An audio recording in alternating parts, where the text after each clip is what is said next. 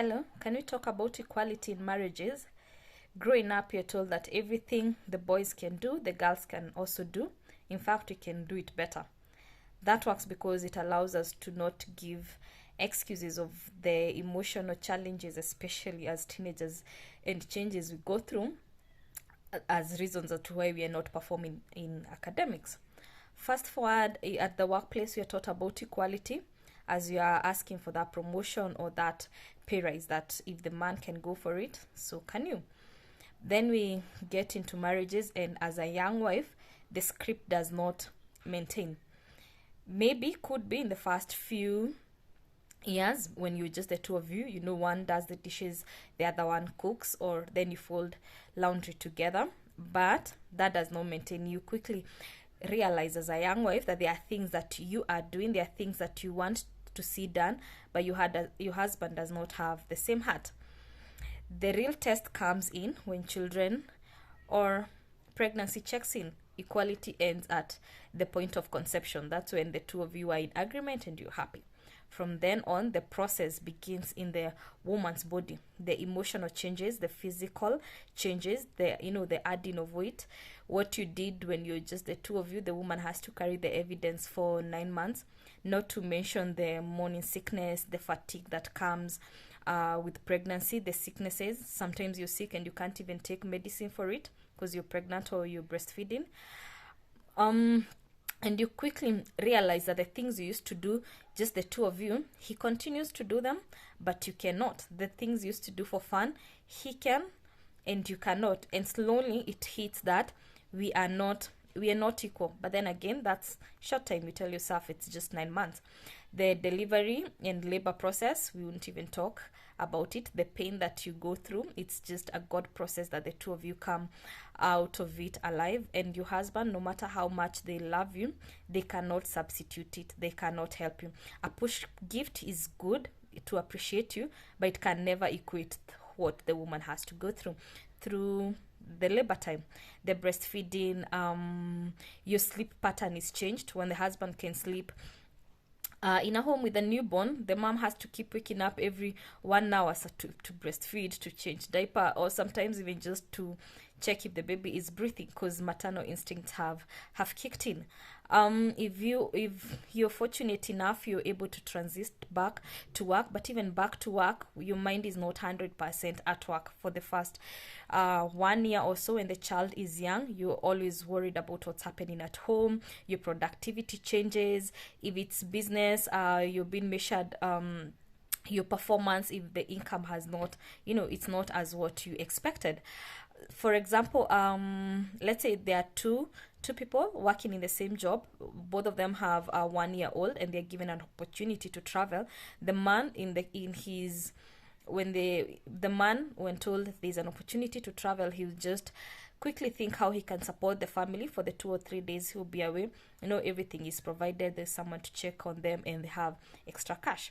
The woman has to think how the baby will be fed. Is the baby sick? Can I trust so and so to take care of the child? And 90% of times, the woman will decline the opportunity. It could be a growth opportunity in their career, but your baby come first. And you wonder, why can the man make the same sacrifice? You're a mom, he's not. Sometimes the woman is not able to go back to work. Maybe after the maternity leave, the company decides to replace you permanently, and now you're cast into a world where you are a stay-at-home mom. This is something that no one had prepared you for. You are always the career woman. You're always chasing your dreams. You're making your own money. You're making your own decision. And now your life suddenly, as you knew it, comes to a stop or changes. And now you have to live a script that you were never prepared for. All along, your dear husband is continuing with his job, and he's actually excelling and being promoted. And for these reasons and others, most women get postpartum depression, just to seeing how life has changed. And in most cases, we develop some resentment and bitterness towards our partner because we decided to have children. Why hasn't his life changed as mine? Why is it that only mine has come to a stop? Also, it's it can be a bit unsettling for someone who used to have their own money. Now you have to ask for money for the salon, money to do your own personal things. No one prepares you for that life. And so most marriages, I think, after children, that's why we say that marriages suffer most when children come in, because the change is too much, and as women we feel like the change has only happened on our side. These, I would blame the society, because we are the one that teaches us to, from when you are young girls, to leave our path and go compete in the masculine path. But what God intended for us was not for us to act like a man and beat the man in whatever the man is doing. God intended for us to be women and to have impact as women. Growing up, there was this song in Kikuyu that says that I read to more biro makenagie guy, and I used to wonder why did God make us for just happiness and not to achieve great things as men to protect.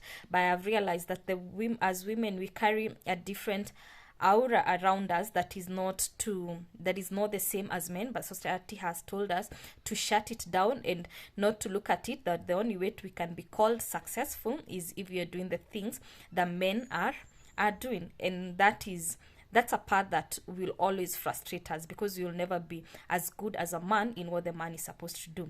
So rather than competing with your husband and wanting him to do the things that you are doing, get a system and a community that supports you to be a wife, to be a mother, and especially to be a woman. What allows you to relax and reset could be a physical activity, could be a spa, eating out, could be just having the right social circle, of friends who understand you. Could be creative, or doing something that just empowers you, something that recharges you and allows you to come back to your house as the nurturing, happy version of you, so that you're able to cover your home and provide your home and cover it to grow. Allow the man to embody the masculine role in the family, the protector that he is supposed to be, and the leader. Don't compete in his path.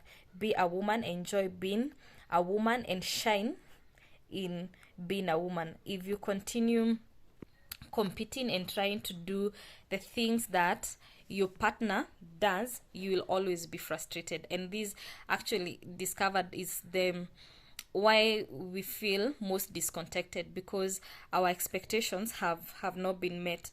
And allow me to read a verse from Ephesians 4:14. It says that we should no longer be children, tossed to and from and carried about with every wind of doctrine, that we are equal with men, by trickery of men, in the cunning craftiness of deceitful plotting. A woman being told to be a man is actually very deceitful, because you'll never win. Our path as women is good enough, it's beautiful enough. We can excel as women, as wives and as mothers, and we can be happy. We can be in career as women. We can ask for opportunities of growth as women. We can expand as women. We can do businesses as women. We can have all kind and levels of achievement as women, not trying to compete with the husband. So as a young wife, and if you're feeling overwhelmed by all the challenges or lack of your expectations being met, your marriage outfit is not looking like what we see on social media or in movies, just have peace. Be a woman in your marriage. Don't be the man. And by being the man, I'm not talking about the virtue of providing. No, it's just the role that you carry. The mother is to nurture and to give warmth. You love and you provide for your children, but you're not competing with your husband. Sit in as the queen of your home. Take your seat comfortably and wear your crown. He, the man, will also step up. Thank you.